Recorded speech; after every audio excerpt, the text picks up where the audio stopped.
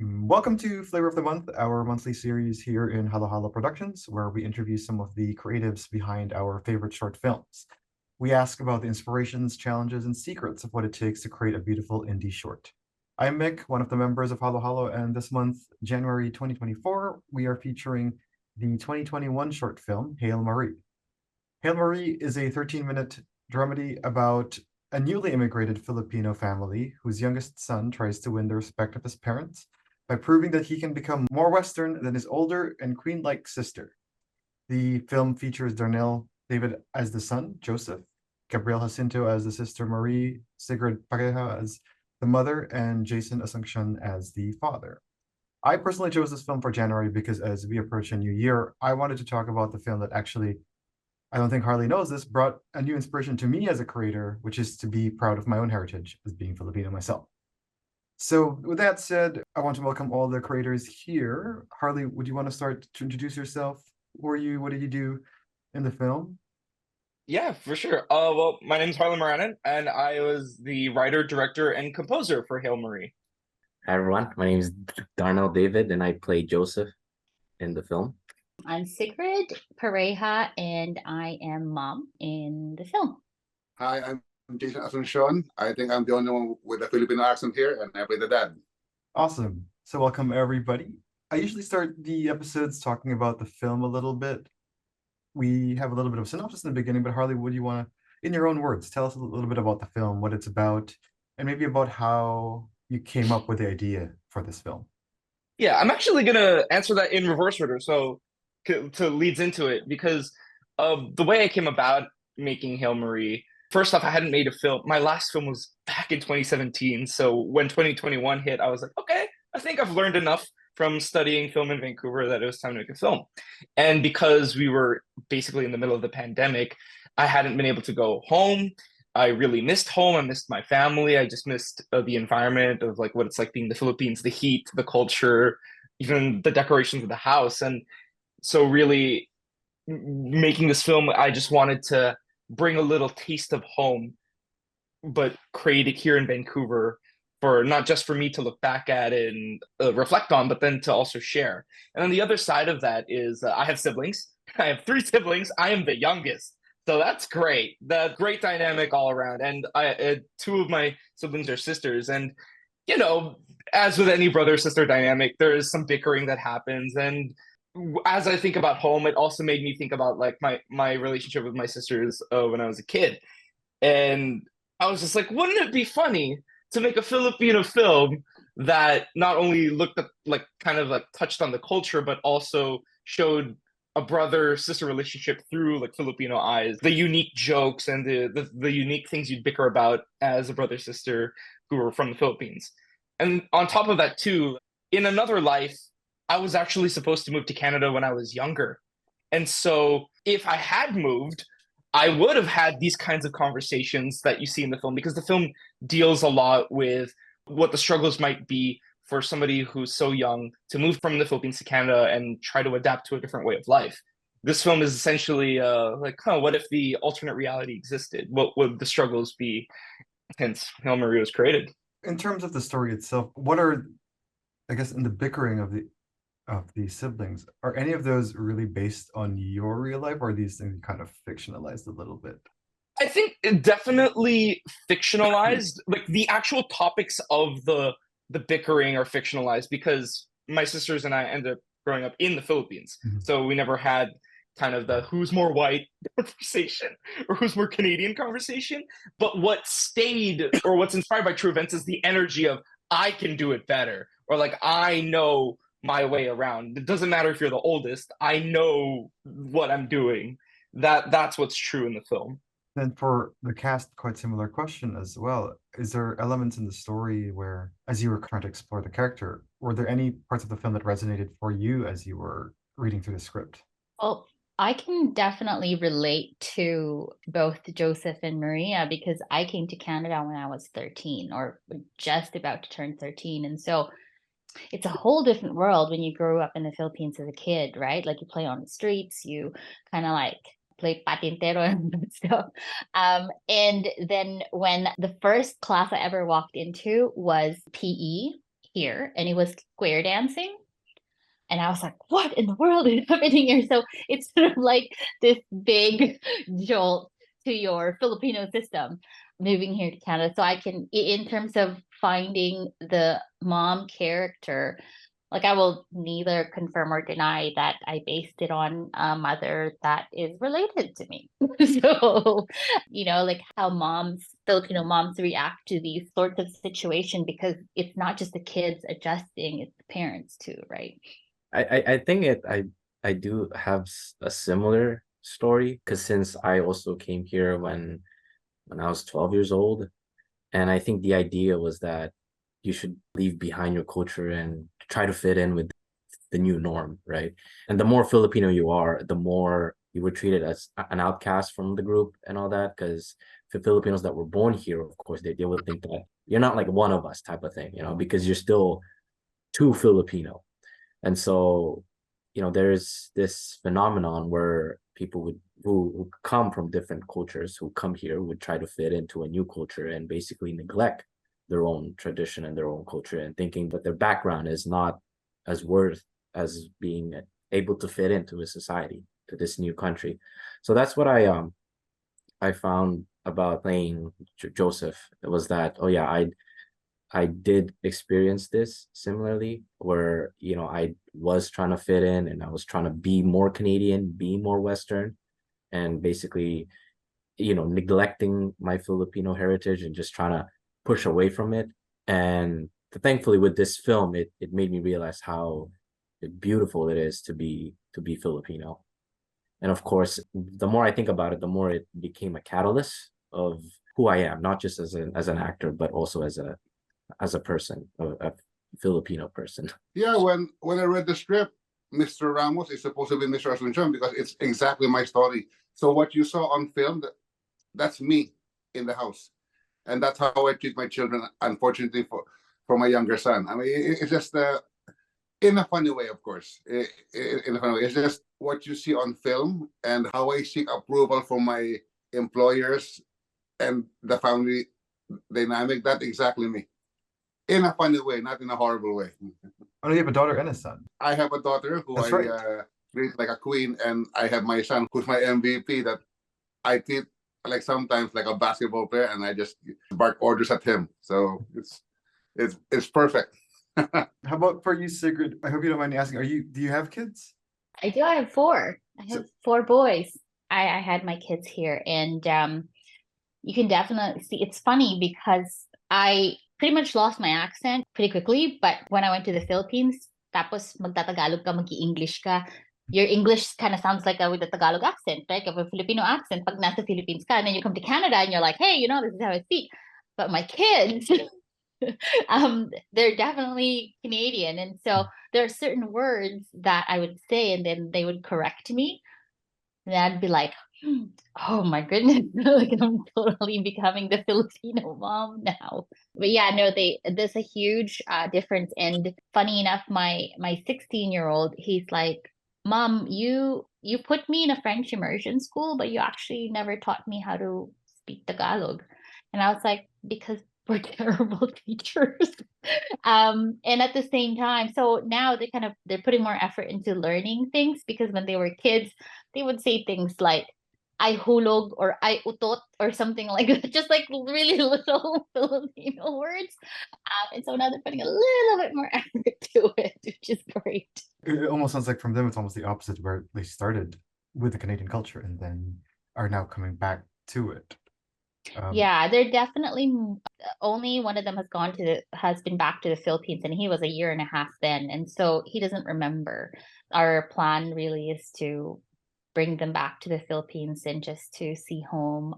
I recently did those DNA tests, so they were able to find their great great great great grandparents, and they just thought that it was such a cool thing, getting them closer and closer to the Filipino culture through our Filipino roots. And kind of transition off that to Harley, as a question for you, because the film, again, as one of the themes of the film, aside from the brother-sister thing, is balancing that dynamic between being a Filipino immigrant and a Canadian at the same time.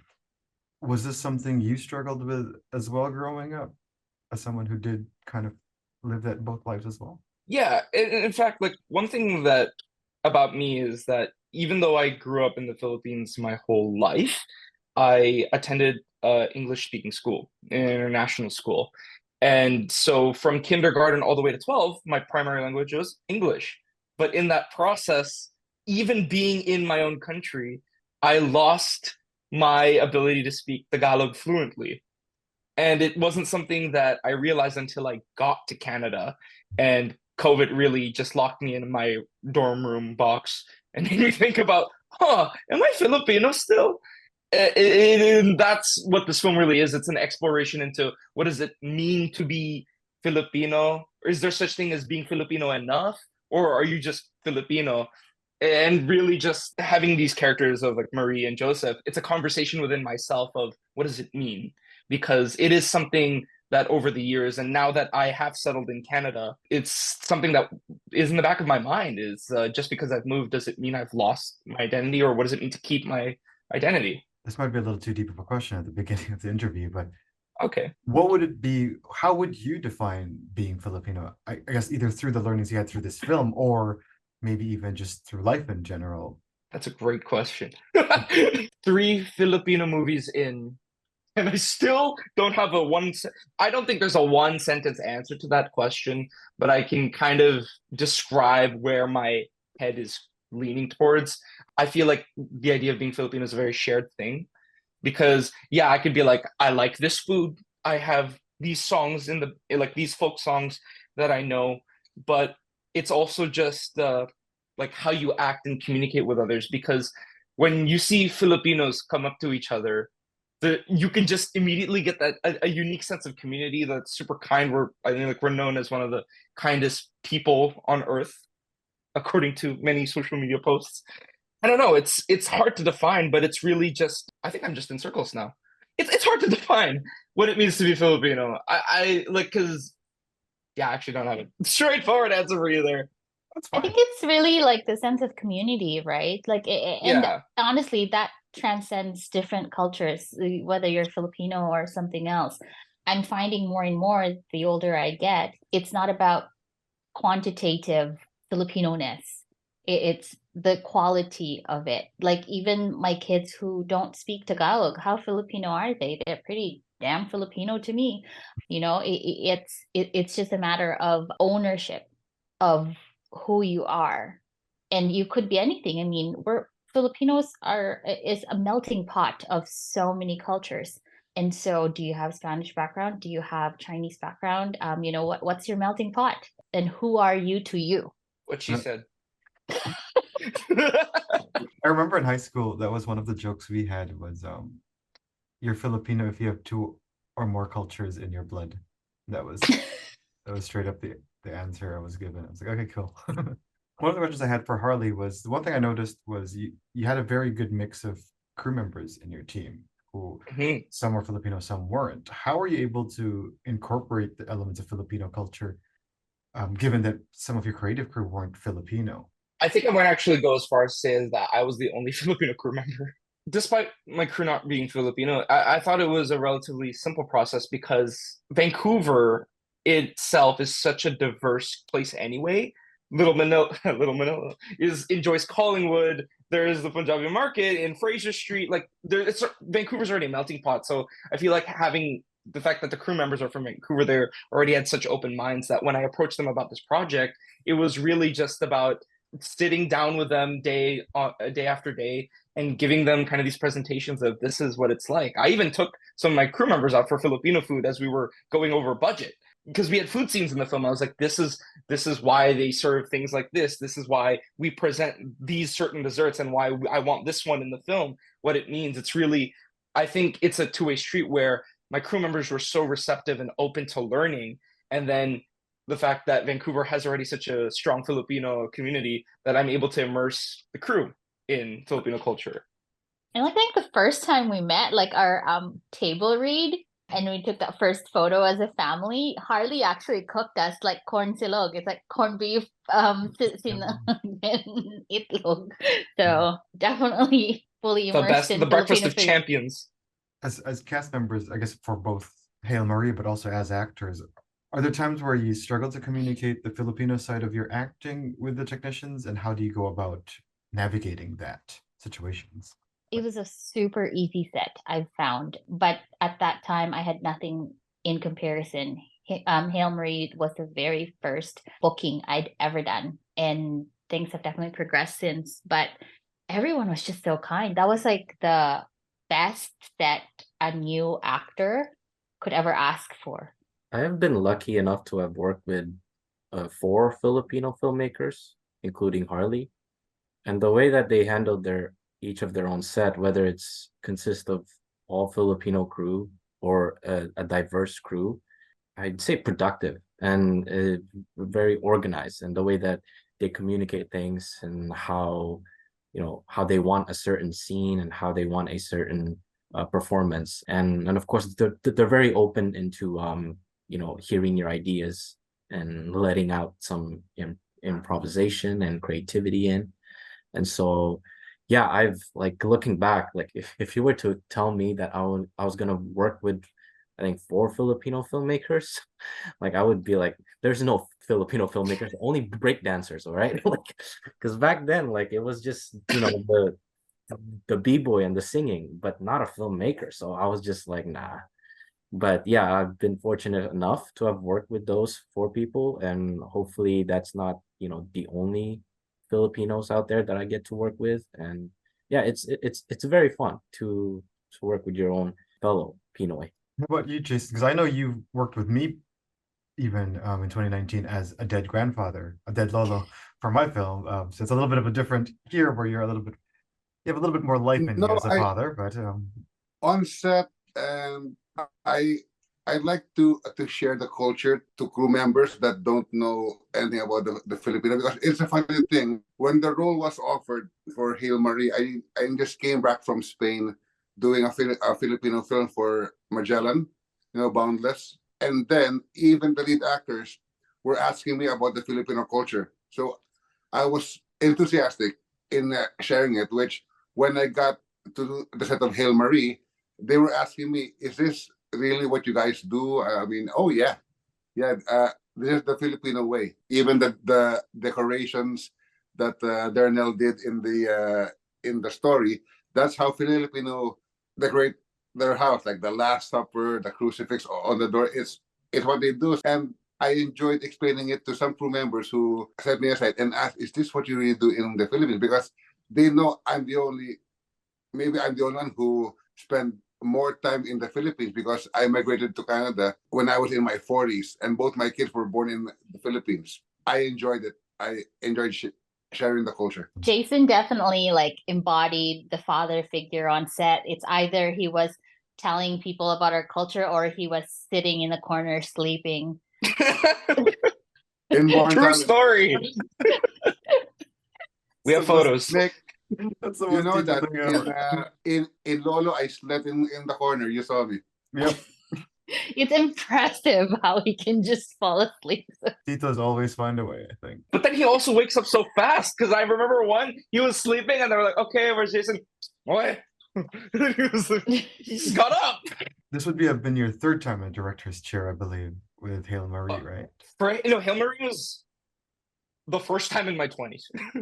Right, but I'm going to call it my first real film. Okay, but you've done a couple not so real films beforehand. Yeah, of course. That was like the high school era. We don't talk about that. But yeah. Like, were there lessons that you learned from your previous films that you tried to bring to this project? That's a great question. The first goal actually was to work with a real film crew, because back in the Philippines, I was the only person in my entire school that wanted to do film anything. And therefore, I was the director, writer, cinematographer, sound guy, key grip, gaffer. I was everything. And so coming to Vancouver and actually coming to film school and working on sets, I hadn't helmed a full casting crew before. So that was the big goal with Hail Marie is okay, let's see how I work in an actual, in a proper crew. And not only that, but the key creatives are different people too. Like, I had not worked with a dedicated director of photography before. I had not worked with a production designer before. I hadn't worked with a proper sound guy before. So my mindset going into it was, I'm not perfect, but I would like to learn what is it that these departments need from me so that we can get this project off the ground and finish it. and then hopefully carry the lessons I learned from Hail Mary to the next ones. It's really just trying to work in a real team for the first time. And to take it the next step further, then, what were lessons that you learned from Hail Mary that you then took to your next project? I think was it Little Manila was the next one? Technically, I have a thesis film at UBC called Maria, which is showing in Right. Chilliwack this Okay. weekend. Yeah, starring Sigrid over there, and Jason's also in it too. Yeah, but the lessons taken from Hail Mary, several. One of the big weaknesses I had coming into Hail Mary was production design, because in my previous films before Hail Mary, I was really like, well, that's a window. It has blinds. I think it's working good for me. But then I start to talk to my production designer on Hail Mary and beyond Samantha Lamb, and she goes, what kind of blinds and why? And I'm like, why? Why kind of blinds? And then it's starting to, one of the biggest things really, because it doesn't just apply to production design, it also applies to director if it's working with a DP, which is, why are you choosing these shots, and why do you need these shots, and why are we covering it in this way? The biggest thing that I learned from this is to be prepared to answer any question, because at the end of the day, if you're the director, you're at the helm, and everyone who doesn't know the answer is going to come to you. And if you don't have the answer, then you're screwed. So Hail Mary, I think, was a good intro to knowing what questions I need to be able to answer ahead of time.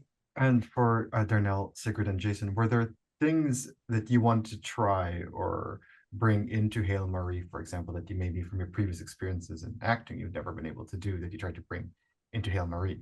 Just like Sigrid, this was my first film. The previous ones I've done were just extras and background acting. So it was surreal for me to have more coverage and more lines. It was like, oh, pinch me if this is all real. Like since it was my first, I brought in like some genuine curiosity and just trying to be a good person to work with, because you'll never know who's the next filmmaker within the set, and just be overall fun guy to be with and just to work with. And I think that was my goal. How about for you, Sigrid? The fact that I have a bajillion children kind of just like, that's sort of just bringing my momness into the story. When I was younger, so I was when I was late teens, early 20s, I tried to break into the industry, but there was nothing. There was nothing for Asians. There was definitely nothing for Filipinos. And like I would get submitted for Latina, and I'm like, pretty sure I don't look Latina, but okay. But that sort of thing. And now I'm actually like not bringing in the knowledge that it wasn't readily available for us, and representation wasn't a thing 20 years ago. There's so much more genuine excitement of what it's like to be on set and what it's like to work with people, and for them to see who we are, not just as the comedic sidekick or the nurse. We actually are nuanced. There are stories surrounding our lives. And so I think that's the part that I wanted to bring from my past experiences to Hail Mary. How about for you, Jason? Props to Harley. He gave me so much freedom in bringing what I know on set. Even the jokes when I told Darnelle that dapat ikaw ang pinapako sa krus. I mean, that is so Filipino when you're so Catholic or you're so Christian, I mean, it's you who should be crucified. And Harley gave me all the freedom. I thank him for that. Regarding about the Filipino not being cast before, it's rapidly changing now, because I just did a Hallmark film and I played one of the most iconic characters in the world, which I'm not allowed to say yet, but in Christmas, you're going to see Filipino version of that iconic. Amazing. It's actually quite fun to see representation now, especially in movies like MOWs and Hallmark, because mine just aired last month, and that was quite fun to see. Like, oh look, there's an Asian person in this film. Yeah. I remember, when was it, Ma'am, 2018, I think. I remember sitting with Phil, and I was kind of telling Phil, there's no Filipinos here. Is this just like a Chinese film festival or something? Mighty East Asian Moviemaking Marathon. It felt like it. Yeah. And then now it's just, I think even when Harley did it, you guys had 2 Filipino films at MAM, I think, at that point when Hail Mary came out, which was crazy for me to see. I remember even in 2020, I was doing a Hallmark film where the director, who wasn't Filipino, but they decided to change the story from an Italian restaurant to a Filipino restaurant. And I'm like, what? Wait, that's gonna happen? I got so confused. And then when I started seeing the script and then there was a mention of a Lola, I'm like, oh, this is actually happening. And I felt so lucky to be the prop master there because then we developed the whole all the food and tried to keep it as authentic as possible. It's so inspirational because for me that was watching Hail Marie for me was one of those, oh my God, we could make good Filipino films. It Mick, actually if, like if That's a great story. no, if I may share, Mick, during the last ma'am, when Hail Mary was shown, I was also supposed to be in another film that you're part of, but the shoots coincided, and then I had to choose Hail Mary. That's fair. Was it Reverse? Was it that year? Was it Reverse? Yeah. Oh, no way. Oh, you were gonna be the big bad. Yeah. Oh, cool. MF. Did not know that.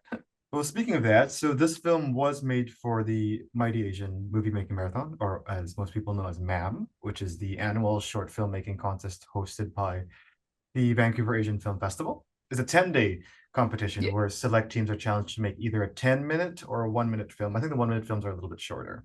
Yeah. And it revolves around a certain theme. Do you remember your theme for that year? And maybe walk us through how on earth you it made a was film in 10 representation days. matters, right? Representation. No, it was past, matters. present, future for that year's MAM. Well, the thing about MAM is you have 10 days for production and post, but you actually have a month to do pre-production. So better, but not great. Basically, the script needed to be done in the first week of the competition. And that was a struggle because draft 1 to draft 5 is completely different, and it just went through a lot of like rewrites, revisions, and then not only that, my Tagalog was not great. It had to go through translation by my parents, who thankfully they did the translation. So in the first week, the script was go, but I had already been stewing on the idea for so long that I kind of just looked back at my notes and I was like, that was a good line. I think I could put it here. So that first week was really me writing, going to my close collaborators and being like, what do you think? What do you think? And then getting it out the gate. And then at the same time, we had to do casting in the first 2 weeks. Right. And that was really difficult because we had a lot of submissions for Joseph. I wrote Marie knowing Abby because I had worked with Abby before. So Abby was locked in for Marie. A lot of submissions for Joseph. No one wanted to submit for Mr. and Mrs. Santos, the mom and dad. So it was like we barely got any pulls on the line. We got some people wanting to do the dad, but then their performances did not match the role. And then so we got Abby to play Marie in week 2. We eventually chose Darnelle by week 3, but about 2 weeks to go before actual production, we still had no mom and dad. But thankfully, Sigrid just submitted. Is the only one to submit for the role, and I didn't even call Sigrid back. I was like, Sigrid, you're perfect. Literally no notes. You're in. And then because we got Sigrid told Jason about the role, and he was perfect. And I was like, you're all in. It all worked out in the end. It was scary at first, but then casting eventually went done. And then all in the 4 weeks, it was just like meeting almost every day with my DP, Austin Kwok, production designers, Samantha Lamb, and there's just them, and then trusting them to get their crew in order so that I can just focus on the writing part. Right. And then when we got to production, we only had 3 days to shoot. And although the film is pretty straightforward, and it's like, if you read the script, it's pretty straightforward. There's nothing too complex about it. But what did make things difficult was the fact that there's a gigantic production design swap because we go from the Filipino living room to the Canadian living room. And my production designer is like, we need to do that on day 1, and we have to do that back to back. We cannot change that in the schedule because the turnover took about an hour to 2 hours in the schedule. So it was having that locked part of the schedule and then having to shuffle every other part of production to accommodate that block. And then not only that, we had a lot of wonders in the film because that's just the style we went for. And that meant a lot of camera rehearsal, a lot of blocking rehearsal, and a lot of adjusting on the fly because certain camera moves wouldn't work. But then also, this is when Jason becomes a hero because we have a lot of Steadicam moves in the film. But in my head, I assumed that the Steadicam moves could happen faster. But then when we went to rehearse it with our Steadicam op, he was like, too fast. we need to change it, or you need to change the shot. And so I turned to Jason and be like, Jason, can you just pad this out a little bit more? Maybe talk about what, and Jason just knows how to improv immediately, because we started going to a thing where I'm like, Jason, I just need to go like a minute longer. And he's like, I got you. And then so all like the funny moments, like in the living room or in the dining room where he's just talking, but it's still funny. Like that, just like little things like that saved our butt. But then after the 3 days, because it was Wonders, editing was quite fast. So my editor, Ian Tan, just had to like put everything together and then make cuts here and there. But he also just did it well. One challenge in post-production is that our post sound mixer is based in Colombia. So he was working remote. So we were really like, hey man, I know it might be 9 p.m. there, but please, we need this. Like, we'll pay you more, please. And he did it. So like just having to work with a remote team in post. Fortunately, I'm the composer. So that side I just dealt with here in Vancouver. And then I think we delivered it 10 minutes to the deadline. Just because like we had to wait for sound mix from Colombia. Ian had to come over to my house to do the assembly. And then I had to finish the music. But yeah, it was a fun, hectic ride with some bumps along the road. But I think it ended up quite well. That's a heck of a journey to get that film made. Yeah. All things considered, minus like the uncertainties in casting, I think it ended up going pretty smoothly. Just the natural bumps that happen that you just need to make adjustments and decisions on the fly. So Sigrid, how did you even find this casting call? Because it sounded like Harley couldn't even find a single person. Oh, I think it was on Facebook. You just happened to see it. Wow. Oh yeah. Oh, okay. So I'm actually a talent guardian. My kids are actors, and they started probably around during the pandemic is when they started. And so I'd always come to set with them. And I'm like, you know what? I tried to do this before, and I'm like, I'll look around and see. And then I checked it, and it's like Filipino mom, and I was like, Filipino mom, okay. And so it's funny because I kept like stalling because I'm like, do I really want to? Because I'd sent my headshot and my resume, and that resume was empty. And Harley actually emailed me and he said, hey, are you gonna send your tape in? And I was like, yeah, I am going to. And I taped it that evening when you said, are you gonna send your tape in? And then I sent it in. So yeah, it was, and that was what, like a couple of years ago. Then there was barely any Filipino mom actors, and now there's really a handful of us. SNG was recently. I was supposed to be a mom for one of the films, but I got COVID. I got called Haven's mom, Sherry, and I was like, hey, they need a mom. Can you do it? And so like now there's more of us, and it's great because then we can, share the wealth, right? And did you know Jason beforehand, or did you just like bump in? Like, how did you get Jason into this project? I know you've worked with Haven before, right, Mick? He's a brilliant little young actor. And it was his mom, Sherilyn, who's like, oh, hey, Haven worked with this Lolo, Kuya Jason in Lolo. And I was like, okay. And so Jason and I actually had never met. And I messaged him and I was like, hey, there's this role, I'm Sherilyn's friend. And then he's like, FaceTime tayo. I was like, okay. So we went on FaceTime and he's like, tell me about the role. And he's like, oh, this is perfect. He's like, this is great timing, great everything. And I was like, perfect, let's do it. So it was really just boom, boom, boom. That's crazy. I can't believe how incredible, like this is the most Filipino thing and how small the world is, because to think that Jason got this role because Haven worked with me on that film that Jason worked with, and then you ended up getting COVID and Sherilyn went to that film, and that was the film that I helped Carlo with. And then I think now we're doing another film.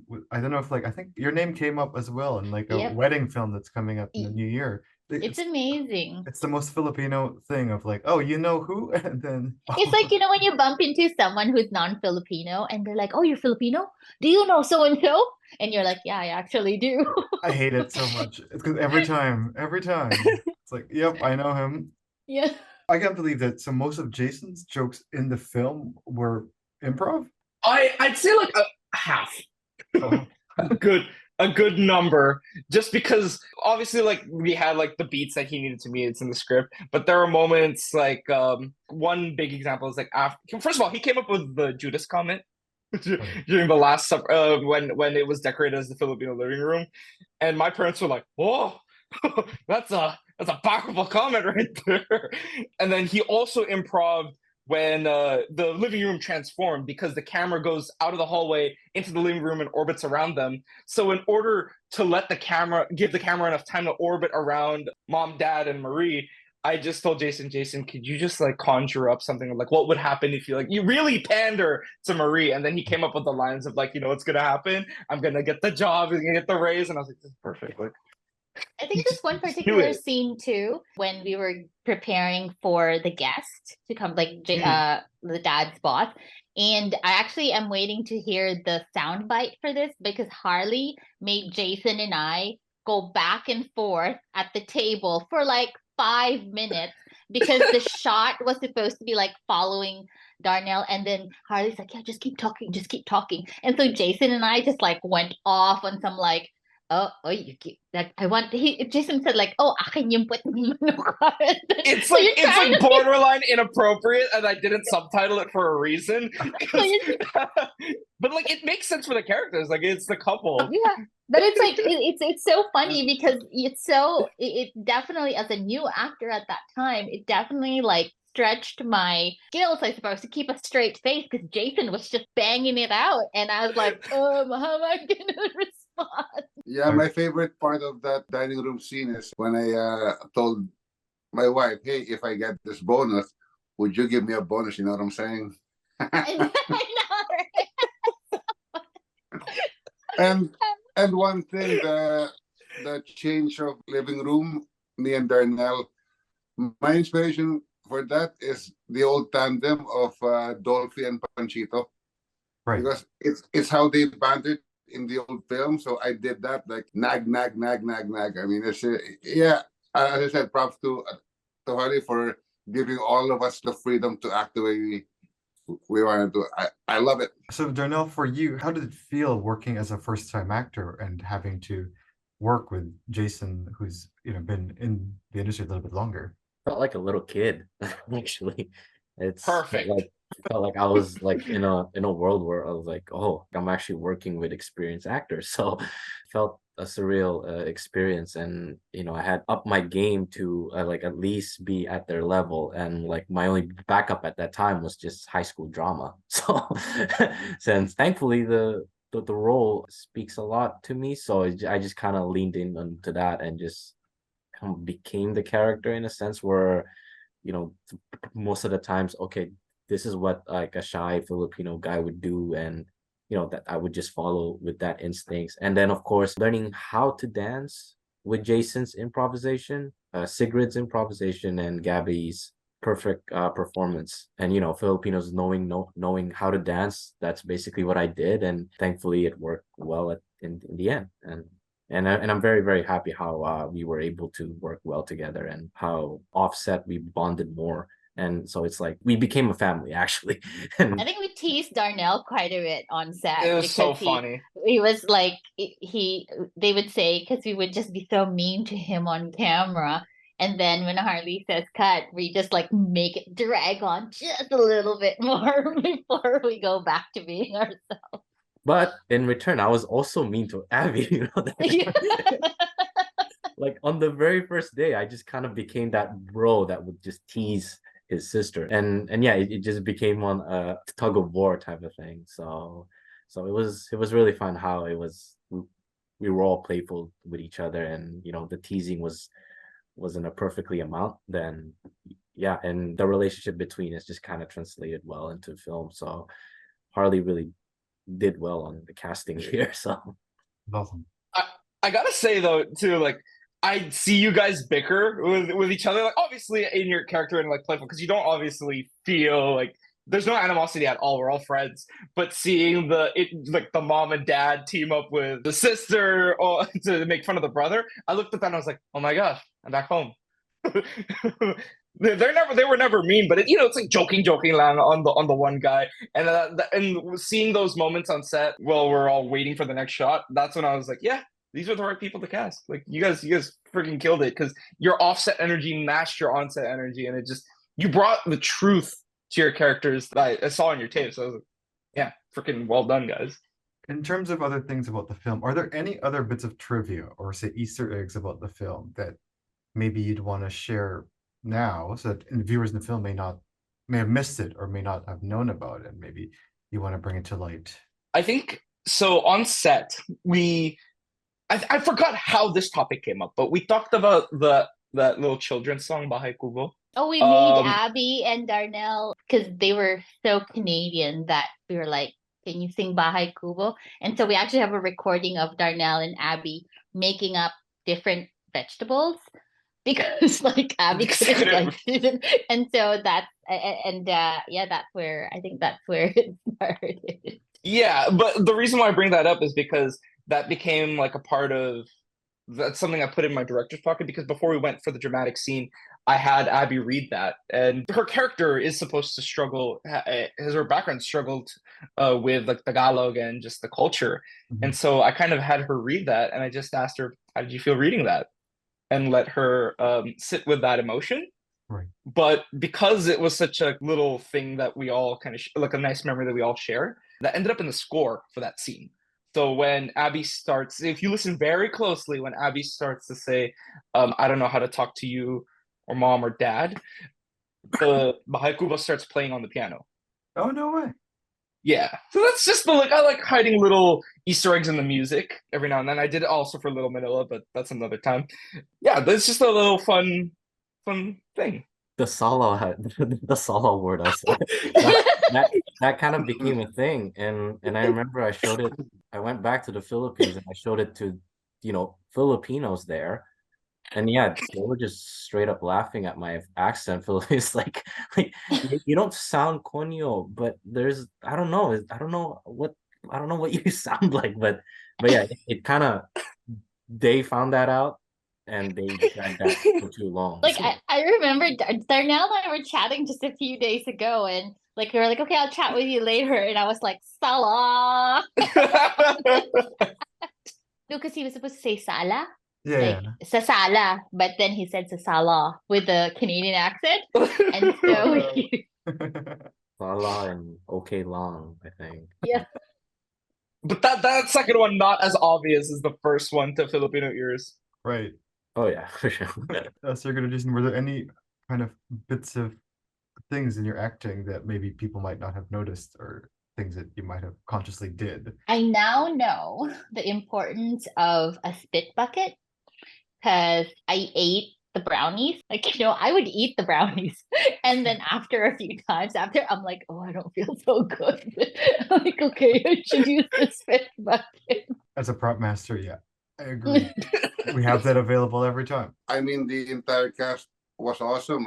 Sigrid and Darnelle claims that this is their first acting gig, but they were fantastic. It was so easy to work with them. I don't believe them that was their first acting gig. I really don't. They were fantastic. Of course, also Gab. Yeah, everybody was fire on set. I love them. There's no one else I'd rather be married. My very first real husband is Jason, and that was like amazing. Yeah, so how was that like if say Darnelle or Sigrid, you were to go back in time, what would you tell younger Darnelle and Sigrid in terms of being a first-time actor and working on a new set or working with an experienced actor? Is there a tip or a lesson you'd want to share to them at this point? Sigrid? Honestly, I would not have changed a thing because the older you get, the less F's you give. And you just kind of go in and you just have fun, and I think because of the people that I worked with, and I definitely do have to give props to Harley for being an amazing leader. We were all the 3 days we wrapped early because he was like just zoned in. But yeah, I wouldn't have changed a thing because it would have changed its trajectory of the story and of the experience had I done that. So instead of a non-answer. Same thing here, similar. I said at the beginning, I walked into that set having no clue what to do.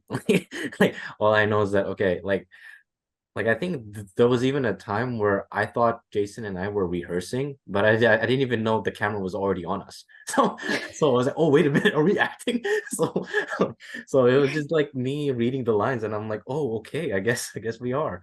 But if there's one thing that I would tell young Darnell is to not restrain himself in his performance, I'd say, going back to the film and seeing like, oh, I could have done this, or I could have done that. I'm pretty sure Jason, Sigrid can relate, right? Like I could have made this move, or I could have, said this line or reacted this way. But I was like, in the moment, I was like restraining myself because I actually have no clue if it's okay to do or so. But yeah, like knowing that how creative and openly Harley is in terms of filmmaking, I would be like, look, have fun, don't restrain yourself, don't be too shy, just be you, honestly. With Hail Mary being still one of my favorite Filipino short films I've seen here in the city, did you ever do a festival run outside of MAM with Hail Mary? Yeah, we did. We went to Toronto, did some stuff in Singapore. We definitely went outside of MAM for our festival Nice. run. And I think we won a couple of awards, right? Yeah, we got some honorable mentions. We got best film at Toronto Short Film Festival. That was a really nice treat. So the recognition's been really nice. It's been great. It's been an honor. That's amazing. Yeah, we won in Toronto. From this film, share one food for thought that you may have learned or experienced that you'd want to share to, say, other creators, whether it's other actors or other technicians or any other person in the film industry. What would be the food of thought you'd want to share with them right now? It's a great question. Anybody want to go first? Jachen Pareja. All the oldest first. This is how we are on set. We're just like constantly laughing and giggling and Okay, actually, I got a food for thought here. There we go. I'll begin. Don't be precious.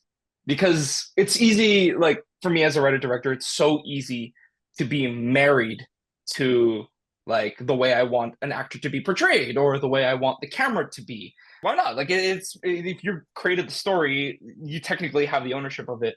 But when you're working with such great talent like the cast here, plus Abby, who's not here, or like my DP or production designer, you're bringing them in because they can see things in a different way that better the project as a whole. A more specific example is like with the characters. I'd never worked with professionals before. I took my best friends and said, "You're in front of the camera, you're acting." That was in high school, but this is the first time I was working. Like I went through an audition process. And when it came to working with like Sigrid, Jason, Darnelle, and Abby, they have interpretations of the character that I didn't see at first. But because of their interpretation, the character became more truthful and just better presented on screen. So like listen, and that's when I was like, okay, I'm gonna let go of like the strict image. Like obviously there are things we have to agree, like with the actors and we agree on certain things, but don't be afraid of nuance. Don't be afraid of trying new things. And if it doesn't work with the people, or if you guys can't agree, then you work together to figure out what does best service the story. And it's same with DPs. Like I had shots that I wanted, but then Austin would say, but why do we need that? What if we tried this? And then it turned out better. Like some of the wonders turned out better because he said, what if let's try moving the camera here instead.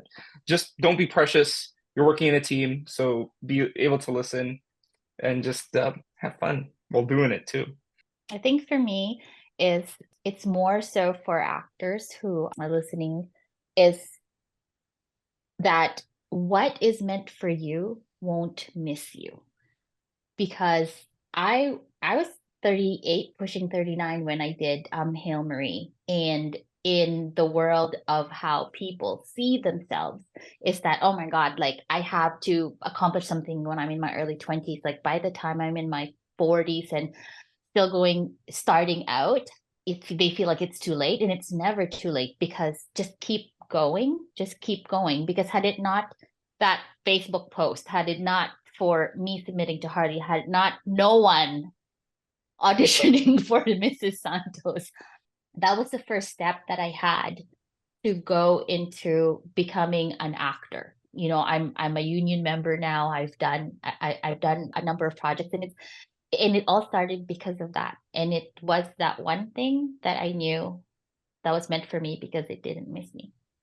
Yeah, I think similarly to Sigrid, right? I think it's like if the role is meant for you, it'll be yours.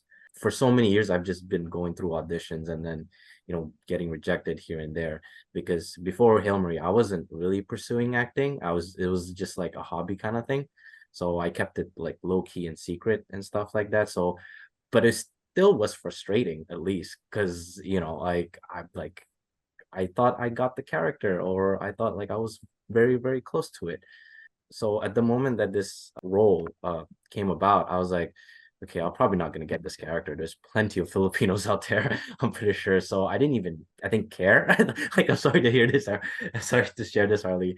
I just kind of did the audition and submitted it, and then moved on from it, And then, but yeah, I think after the events of Hail Marie, a part of my life kind of changed. It sort of opened so many doors, and from that film all the way to now, I've done so many projects that like I didn't even think of. And I mentioned I've worked with creative filmmakers, and yeah, it was such a turning point in a way where a new road has opened up for me. I think I speak for themselves. So it's like the movie made the Filipino community here, at least. Like, that's just from what I've seen. I kind of added more Filipino filmmakers in the community, and that I don't know, like I said, it just kind of became a catalyst of everything that has happened between all of our lives here. I think that's what's that effect? Like a butterfly effect kind of thing, where it just so happens, and then here you are now. So I guess the food for thought is just be patient, and I think what will yours be yours eventually. Yeah, just one. But before I give it, can somebody please send me a screenshot of this, because this is beautiful. Okay. Okay. My food for thought is adjusting, especially when I learned that I'm the veteran actor. It's my responsibility to adjust to them, because when I went on set, I didn't give advice to the cast or the director. I did not give them pointers. I asked them how they're gonna play this out, and it was my role as a veteran to adjust around them, to adjust around their strengths. When with Darnelle said during the shoot, he was hesitant. I did not tell him that, because the character that he's playing is hesitant towards his dad and his mom, which played out perfectly on screen. You could actually see the fear. Am I gonna say like something wrong? So my advice, especially to the veteran actors, is you should always adjust to the newbies, because it's your job to adjust on them, not the other way around. The final question I have is, where can we find you? Instagram or whatever things that you want to plug. Also, what have you worked on since Hail Marie, and what are you working on now or in the near future? I'll start there. Oh, well, you can find me at Harley_MAR on Instagram. Don't really use anything else. Or I guess YouTube, just look up Harley Maranan. Since Hail Marie, I have written and directed 2 films, both of which starred Sigrid. The first one is Maria, which I mentioned earlier is my thesis film for UBC, and also features Jason as well. And then after that, I did MAM in 2022 with my drama film Little Manila, which starred Sigrid and Lisa Neptuno. And after that, I really just been living life right now, because I tried to write a bunch of scripts and try to get them. I tried to rush production, but then I was like, nope, I'm going to step back, live life. And if the story comes to mind, I'll write it. So I am currently writing something. Can't say much about it now, but I hope to be writing and directing another film for 2024.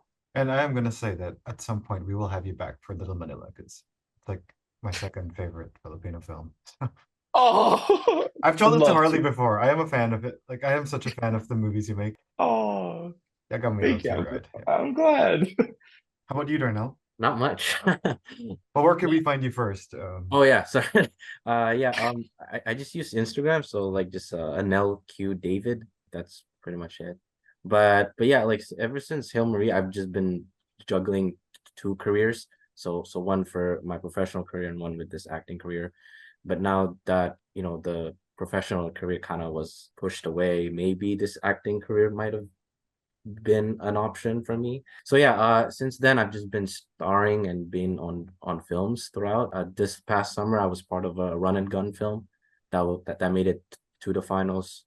And just recently, those with my other film friends, they started like a film production company, so they wanted to make a film. and we did a film, and just for for our portfolios and stuff, and we didn't even know that Shits and Giggles was around. So we submitted it even though it didn't meet any requirements. Like, it was like, whatever, submit it. The worst they can say is no. Then, interesting enough, we got in. So official selection. And then another filmmaker in that production, he's writing a script for me, to which we're gonna start filming. Well, hopefully to film it early next year.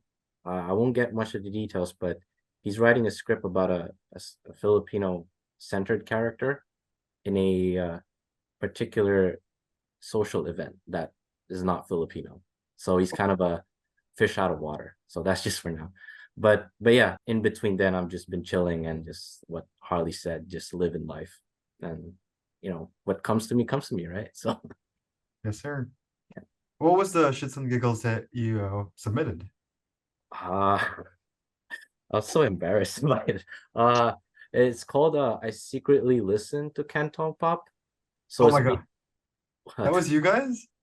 Yeah. That was like my me. favorite one in the I loved it. I loved it. It was so good. Oh, really? Thanks. Yeah, we had no script whatsoever. We just kind of like grab our camera because I was gonna travel before, so like and I wanted to shoot something, and my other film friends did want to shoot something, so we just we met up, we booked a karaoke room, and we just started like filming whatever, and yeah, so thank you. That was really that's You a could nice ask thing my to do. wife. I was laughing the whole film. Like, I don't know if it was intentionally comedic, but like it was just so entertaining to just have someone talk about life while there's this dude in the background singing karaoke in 4 out of 10 way, Yeah, it's great. yeah. Thank you so much. Yeah. How about you, Sigrid? So since Hail Marie, I think I'm starting to become Harley's John Rat. I told him I'm the John Ratzenberger to his Pixar. So I did Little Manila and Maria with Harley, and it's just he's such a joy to work with. I've had the honor to work. We had two films that actually made it to the 2023 Vancouver Asian Film Festival. One of it being Maria in the virtual theater, and the other one was Fish Boy. And I got to work with Ian Chen. He's the kid from Fresh Off Boat, so that was really cool. But he's just like a typical kid, which is so cool because then you see them on camera and then you see them on set, and you're just like, oh, they're just people. In October 2023, I did a Hallmark film, which was quite fun to do. Upcoming, I think I'm going to be working with you, Mick, like in Later. I actually don't know any details, but I just know my name's in the hat somewhere. And it definitely has been slow lately because of the actors' strike that just got lifted. And so I know that it's going to be the Wild West pretty soon, and it's just going to be a lot of just like churning out auditions. But other than that, I work in the corporate world as well. So I have a job in the corporate world, and I'm a mom of 4 who have a crap ton of activities, and 3 of them being actors as well. So it's a lot of driving. How do you even find time to sleep? Yeah, you know what? I keep saying I'll sleep. I'll sleep when I'm dead. No, but no, I'm totally kidding. You need to rest. Rest is very important as a creative because your mind's always running, right? Totally. And how about you, Jason? Yeah, before I answer, Sigrid, that's why you should learn how to sleep on set. Well, me, ever since Hail Marie, I've been abroad twice to do filming. I champion coach. I've been winning championships in basketball AAU as a coach, and in filming, I mean, you could see me on Netflix, Prime, Crave. I'm just there. I'm just there, and I'm on Instagram, the J Man Nice. Very easy to find me. Just Google me. Just Google me. Oh, sorry, it's at Sigrid Pareja on Instagram. That's it for our episode. If you have any questions as the audience or the viewers that you'd want to ask the filmmakers or the cast, leave a comment on the video, or if you'd want to nominate a film for Flavor of the Month, you could also send us a message on Instagram at We Are Halo Halo, HALO for the Halo. You can watch Hail Marie in our new YouTube channel at We Are Halo Halo on YouTube. It'll be under the Flavor of the Month playlist. And I am Mick, so thanks for listening to the third edition now of Flavor of the Month by Halo Halo Productions. Bye, everybody. That's it. Thank you so much for joining us. Hey. Yay! Thank you so much. Thank you. Send me a screenshot, okay? Yes. And Mick, Oh, okay. Oh, we need our photo. Do you want us to do a wacky pose? Like real Filipinos. It's really Filipino. hey Mick, if you want Yeah. a lot of cool stories, try to do a podcast about Maria. I actually almost had the seizure doing that because of food allergy. Oh my gosh. I don't What? think I could do like 3 Harleys in a row, but